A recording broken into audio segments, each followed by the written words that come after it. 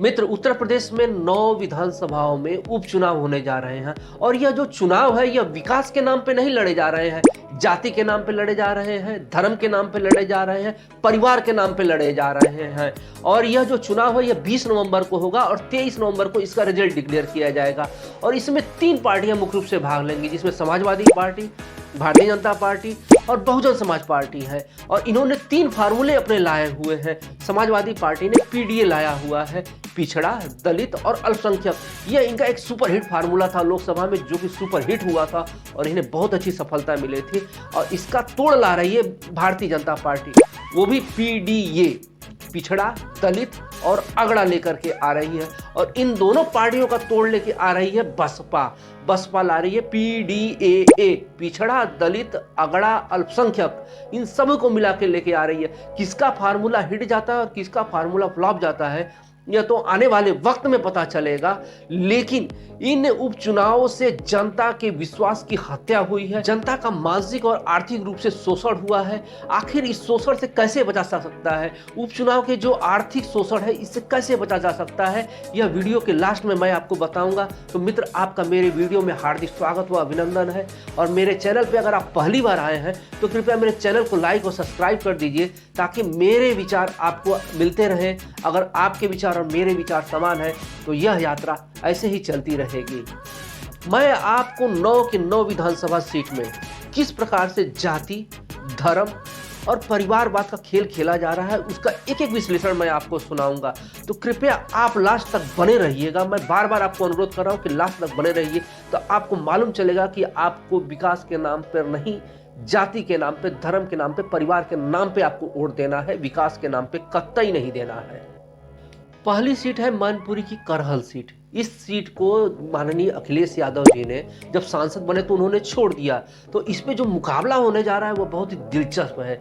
इसमें फूफा और भतीजे में होने जा रहा है। फूफा है अनुजेश यादव, ये बीजेपी से लड़ रहे हैं, और तेज प्रताप यादव जो भतीजे हैं वो सपा से लड़ रहे हैं, और दोनों ही यादव हैं। और क्योंकि यहाँ पर 1.5 लाख यादव मतदाता हैं, दूसरे नंबर पे साक्य है, तो डॉक्टर अविनाश कुमार साक्य बीएसपी से लड़ रहे हैं, और तीसरे नंबर पर बघेल और क्षत्रिय हैं।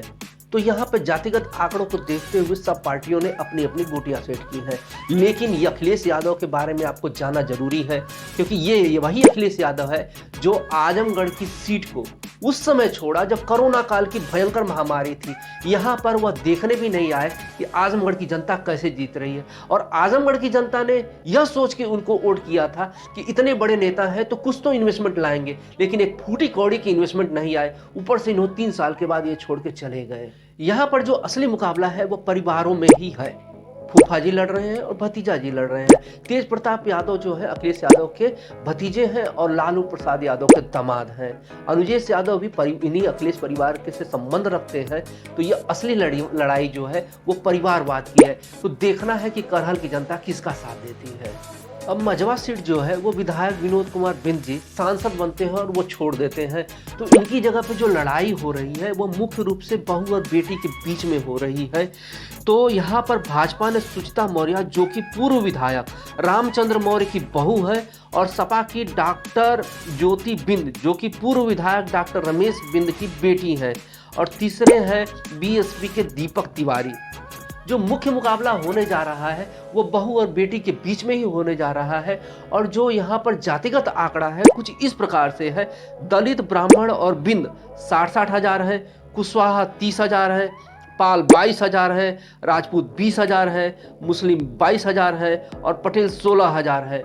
तो यहाँ पे मुकाबला बहुत ही दिलचस्प होने जा रहा है, क्योंकि अलग अलग जातियों के अलग अलग आंकड़े हैं, और यह आंकड़ा किसके पक्ष में जाता है यह तो देखने वाली बात रहेगी। मुरादाबाद की कंदर की सीट पे जियाउल रहमान बर्ग जी सांसद बनते हैं और विधायकी छोड़ देते हैं, और इनकी जगह पे जो मुकाबला हो रहा है वह भाजपा के रामवीर ठाकुर और सपा के हाजी रिजवान के साथ में हो रहा है। और यहाँ पर 58% मुस्लिम है। इसके अलावा ओबीसी और दलित वोटर भी हैं। ये भी तय करते हैं कि कौन जीतेगा या कौन हारेगा।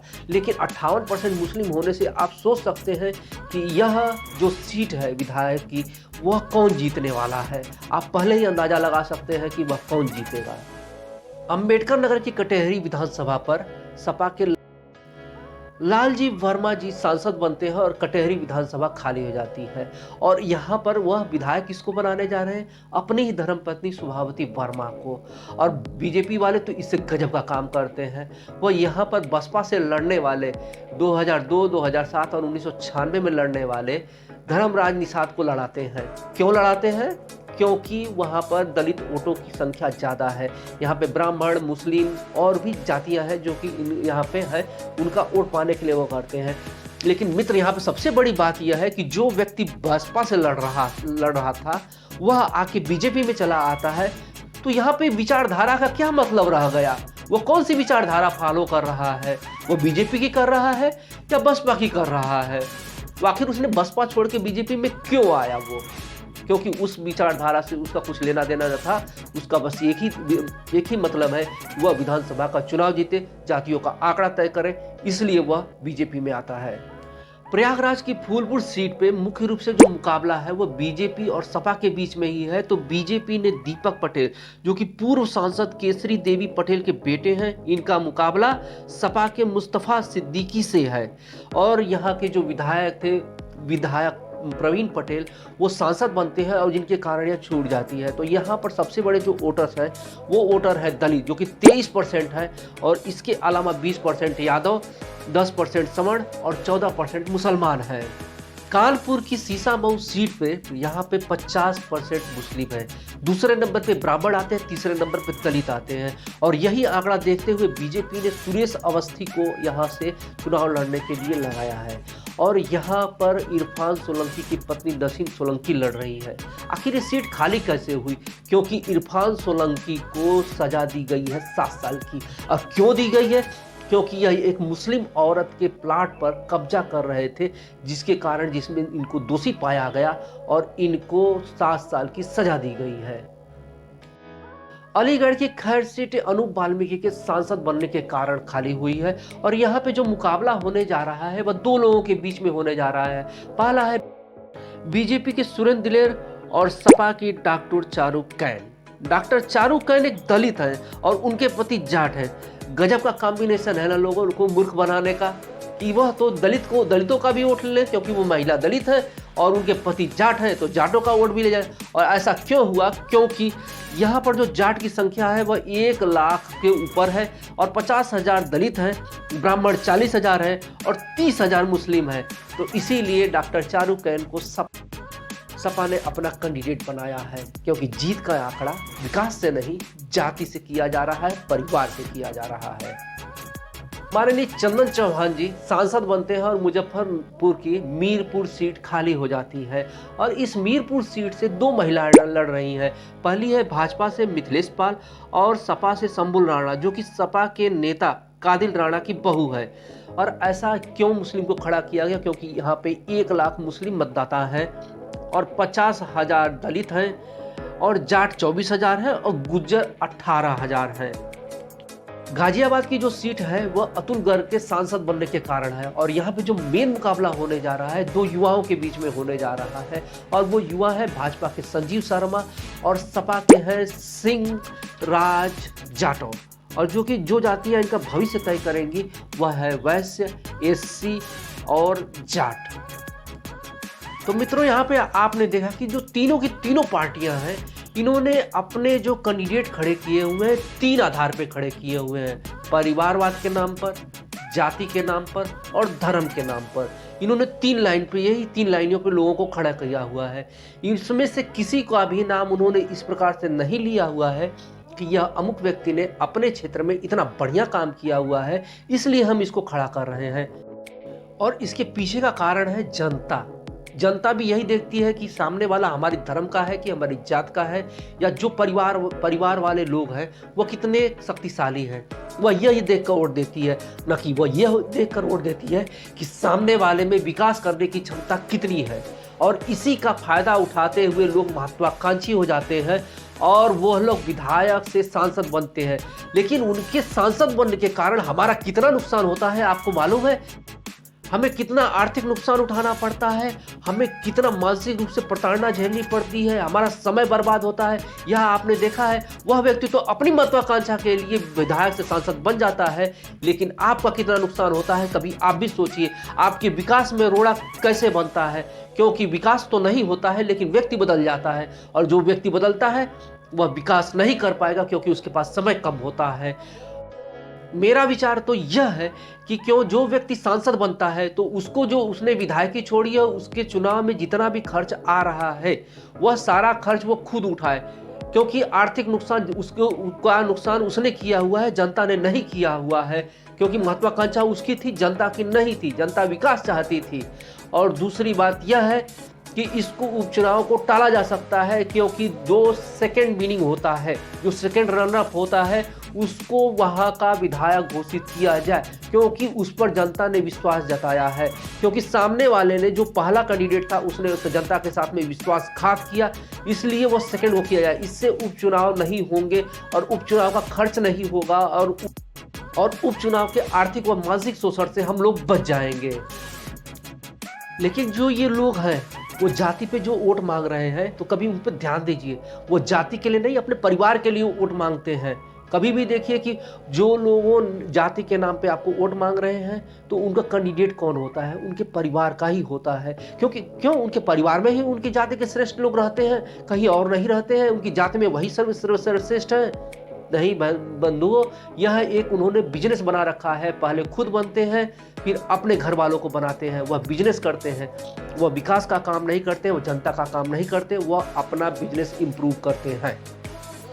जो लोग धर्म के नाम पे लड़ते हैं, जरा उनकी भी सच्चाई जान लीजिए। इरफान सोलंकी को किस बात में सजा मिली हुई है? क्योंकि उन्होंने एक मुस्लिम महिला के प्लाट को हड़पने की कोशिश की, इसके वजह से उनको 7 साल की सजा दी गई है। क्यों एक मुस्लिम दूसरे मुस्लिम पे ऐसा अत्याचार कर रहा है? क्या मुस्लिमों को यह समझ में नहीं आ रहा है कि हम एक मुस्लिम को क्यों जिताएंगे जो कि खुद ही एक अत्याचारी है, अपने ही धर्म वाला अपने ही धर्म पे अत्याचार कर रहा है? क्या यह शोभा देता है कि उस व्यक्ति को जिताया जाए? उस व्यक्ति के द्वारा जो कैंडिडेट खड़ा किया जा रहा है उसको जिताया जाए? अब बात आती है विचारधारा की। अगर विचारधारा से आपने समझौता कर लिया तो किस बात की आपकी पार्टी, किस बात का आपका कैंडिडेट और किस बात की यह चुनाव? मैं बात कर रहा हूं बीएसपी की। बीएसपी ने 2 ब्राह्मणों को यहां से उन्होंने अपना कैंडिडेट घोषित किया हुआ है। तो बताइए, जिस मनुवादी ब्राह्मणों के खिलाफ दलितों को इकट्ठा किया, दलितों को लड़ाया, दलितों ने त्याग किया, और उसी ब्राह्मणों को लेकर के फिर आप अपना कैंडिडेट बना रही हैं, तो आप अपनी विचारधारा से समझौता कर रही हैं। और वो ऐसा क्यों कर रही है? क्योंकि सत्ता पाने के लिए कर रही हैं, और सत्ता के अलावा उनका क्या उद्देश्य है सभी लोग जानते हैं। अब बात आती है बीजेपी की। बीजेपी कहती है पीडीए, पिछड़ा दलित अगड़ा। अगड़े के बारे में उन्होंने क्या सोचा हुआ है? अगड़े तो उनके जब से जिस दिन से बीजेपी का जन्म हुआ और अब तक वह बीजेपी का साथ देते आ रहे हैं। उन्होंने यह सोचा कि सपा जिस प्रकार से यादवों को उन्होंने आगे बढ़ाया उसी प्रकार से वो हमको भी बढ़ाएंगे। लेकिन वह तो लेके आते हैं सबका साथ सबका विकास, और इसमें विकास किसका हो रहा है? किसी का नहीं हो रहा है। क्योंकि ना तो नौकरियां निकल रही हैं, ना तो उद्योग धंधे आ रहे हैं उस प्रकार से। यूपी के पूर्वी क्षेत्र में आप आइए और देखिए कितना विकास हुआ है, कितनी कंपनियां आई हुई हैं। यहाँ पर कोई कंपनी नहीं आई हुई है जब से बीजेपी आई हुई है। और जो छोटे दुकानदार हैं उनके ऊपर जीएसटी लागू कर दिया गया। जीएसटी का एक ऐसा मकड़ा जाल है कि अगर उसको अच्छे तरीके से वैश्यों को या छोटे दुकानदारों को नहीं समझाया जाएगा, उसके बारे में ट्रेनिंग नहीं दी जाएगी, तो उनके लिए यह एक बहुत बड़ा बोझ बन के आया हुआ है, जो कि इनके बिजनेस को खा रहा है। और बड़ी कंपनियां छोटे कंपनियों को खा रही है, और यह कंपनियां छोटे दुकानदारों को खा रही है। वह नहीं दिखाई दे रहा है इन लोगों को। तो यह वैश्यों का भी नुकसान कर रहे हैं, सवर्णों का भी नुकसान कर रहे हैं। और विचारधारा तो पूछिए ही मत, किसी को भी अपने पार्टी में लाने को तैयार है। इनको विचारधारा से कोई मतलब नहीं है, इनको विनिंग कैंडिडेट से मतलब है कि किसी न किसी तरीके से जीता जाए। तो मित्रों सावधान, विकास के नाम पे आप वोट करिए, न कि जाति धर्म के नाम पर वोट करिए। और परिवारवाद के नाम पे तो कतई मत वोट करिए, क्योंकि यह परिवारवाद इस देश को खा रहा है। धन्यवाद।